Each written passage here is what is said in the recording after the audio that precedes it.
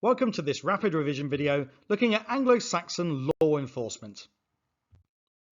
Anglo-Saxon law and order often relied on a sense of community justice, where local areas would look after their own law and order. This wasn't just a recommendation, it was often backed by law. Early in the Saxon period, the blood feud had been a legal framework for revenge. But this was not satisfactory for many reasons, not least the fact that it would increase the amount of violence overall, even if it was designed as a deterrent. Often, blood feuds and the revenge murders that went with them would span over generations. Nevertheless, communities were expected to contribute to enforcing the laws. Within each shire there was a shire reeve. This is where we get the modern word sheriff from. The shire reeve was appointed to bring criminals to justice. However, they didn't do it on their own.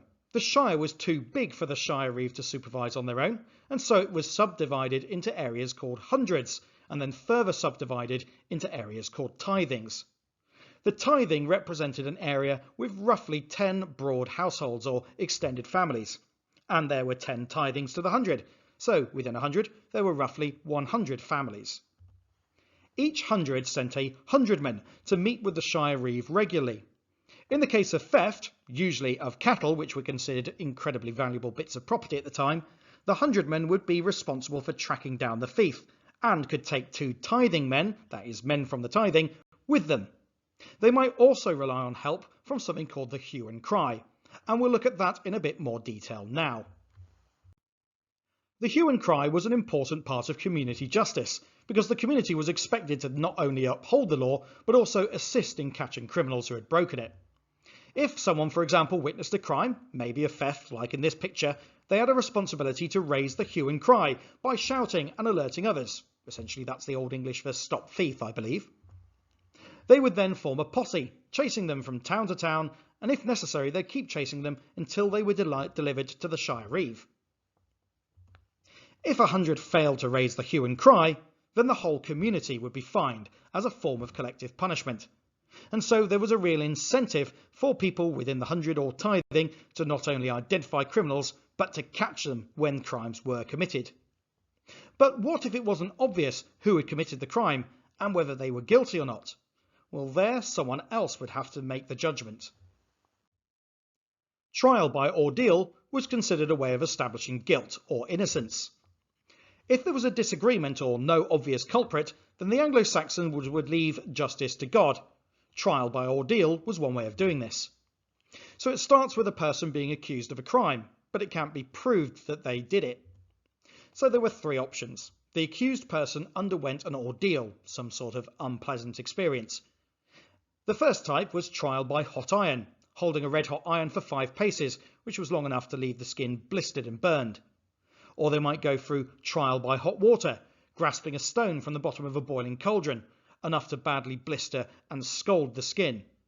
Or perhaps they would undergo a trial by cold water, which meant being dunked in water blessed by a priest. It might seem preferable to the other 2, but don't be too hasty here. Then, after the ordeal, the priest would bind the wound, in the case of trial by hot iron or trial by hot water, with a prayer, or they would observe the dunking in cold water.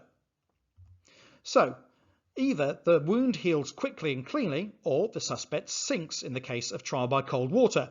In any of these circumstances, then the person was considered innocent, and that God had judged them innocent.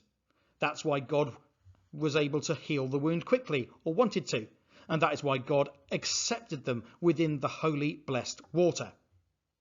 But on the other hand, if the wound failed to heal or became infected, or if the suspect floated in the water, then God had judged them guilty, because in the case of the cold water, the suspect was being rejected by the blessed water, and because in the case of trial by hot iron and hot water, God clearly doesn't want them to be healed. So if God has found them guilty, punishment followed. This might be a fine, it might be a maiming, execution, or exile out of the country, all of them pretty unpleasant. But this extreme treatment wasn't the only way of trying to establish this. It might seem strange to us, but the Anglo-Saxons considered oaths incredibly important. An oath is a promise, but not just any promise. This is a promise to God. One of the most famous oaths in late Saxon history is that of Harold Godwinson during his visit to Normandy. In the Bear Tapestry, he's shown swearing a promise on holy relics, probably the bones of saints in these boxes. It's likely that he was swearing to support William of Normandy's claim to the English throne.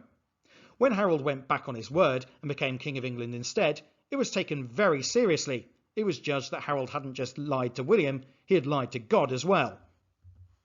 Religion was central to justice, as it was with the trial by ordeal. It was also central to all aspects of Saxon life. An oath was not just any promise, it was a promise to God himself.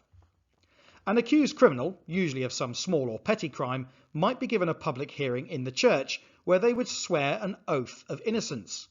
Others might choose to support their oath as oath helpers, also swearing an oath that they believe the person making the oath of innocence.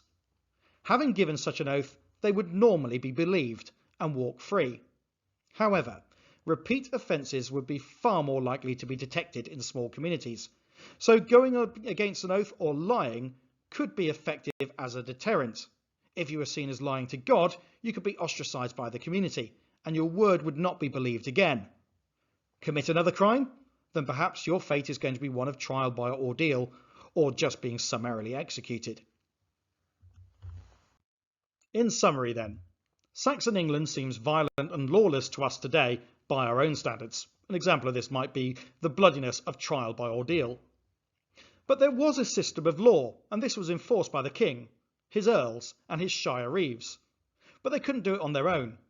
The community was expected to assist in keeping law and order, for example in the case of the hue and cry. Fines, mutilation by cutting off body parts, exile out of the country and execution were the most common punishments. Imprisonment was rare. God judged people in cases without concrete proof, for example with trial by ordeal. Some people, though, were able to plead innocence in the presence of God in church through an oath. But repeat offences would likely be discovered, so they were likely more effective than you'd expect, especially at a time when everybody would have believed in God. Well, that's our final summary of how law enforcement happened in Saxon England. I hope it's been useful to you, and if it has, please do like the video and subscribe to the channel where more content like this will be being released quite frequently for the next few weeks after this has been released. Also, it's a great way of supporting the channel and helping it grow and helping other people. But that's enough waffling from me now. Thanks for watching. Pop in the comments any suggestions you've got for future topics, and I'll be back again soon. Goodbye.